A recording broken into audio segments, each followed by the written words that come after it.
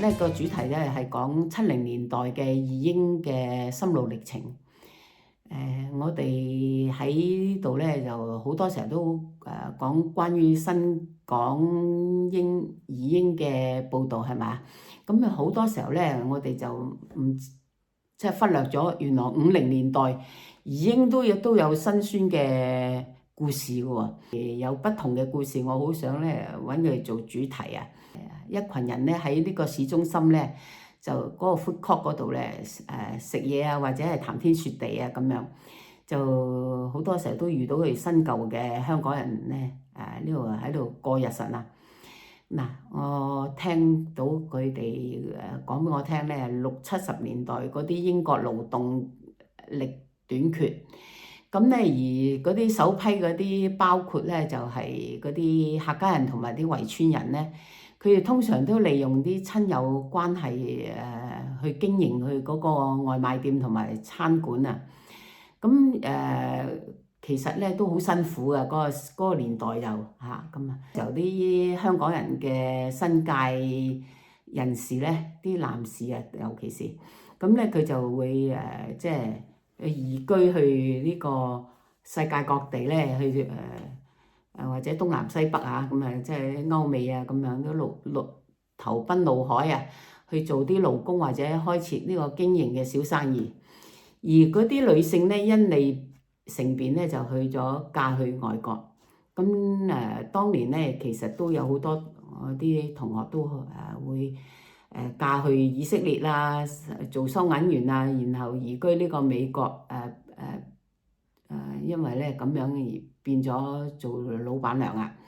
咁當年有啲朋友咧都建議我哋咧啲女士咧嫁去委內瑞拉啊，去做中超嘅老闆娘喎，咁啊呢啲就叫做俗稱叫過埠新娘啦。嗰個時期咧係高峰時期嚟㗎。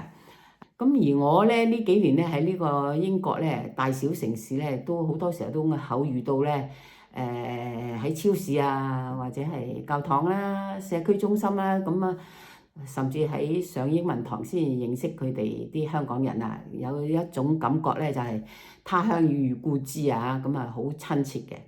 咁我都係一位其中嘅聆聽者嚟嘅。當我咧每星期四咧做完呢個 Keep Fit 咧，我就會去探討下佢哋講不完的故事啊，咁啊。而今日咧我就想嘗試下睇下撞唔撞到佢哋啊，因為都有啲我都聽過下嘅。咁我希望咧今日咧可以訪問下佢哋啦。你哋嚟到去揾食就嚟揾食，係咯係咯。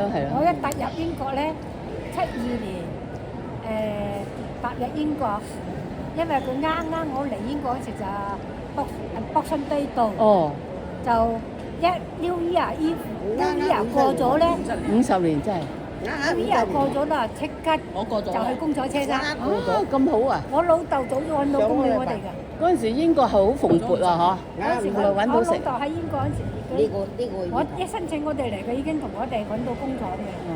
我哋因為我喺香港車手嚟，嗰係做咩㗎？車手物啊，車手物生日嚟幾好。香港車手物嘅。好大隻啊！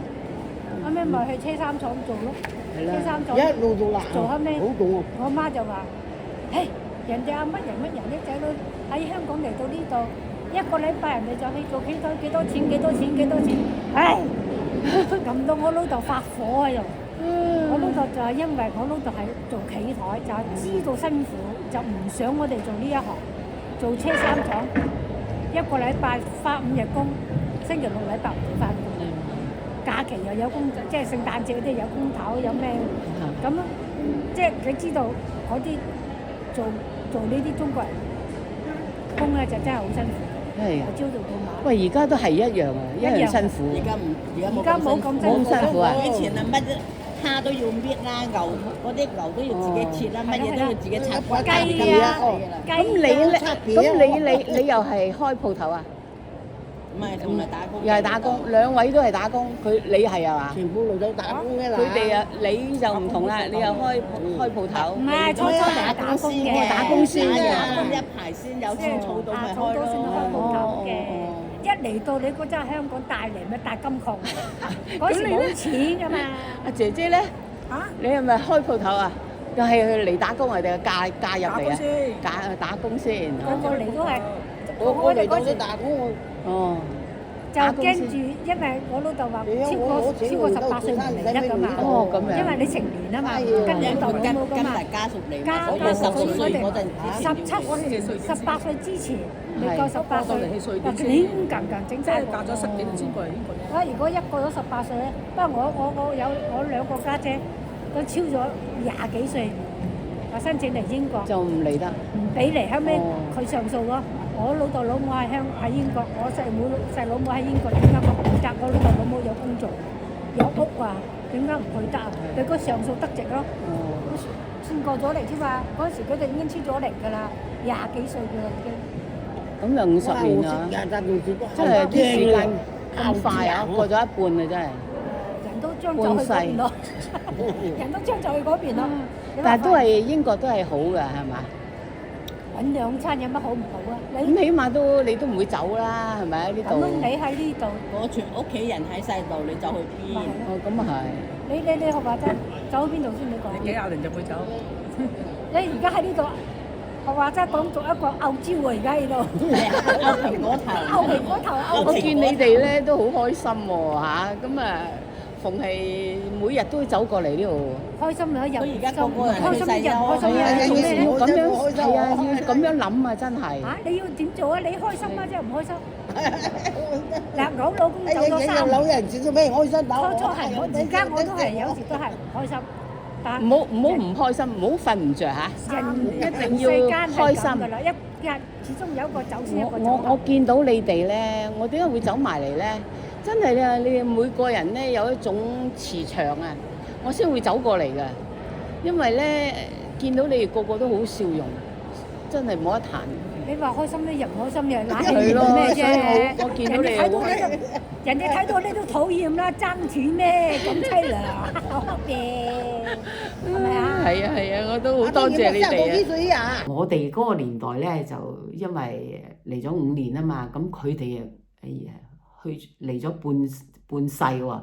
咁其實我哋而家係佢哋嘅翻版啊嘅香港人嚟嘅。咁只是咧呢個時代變化咗，我哋自我感覺良好嘅啫。我哋比較幸運嘅一群容易俾英國人接受嗰個接待我哋。咁啊希望咧明天會更加好。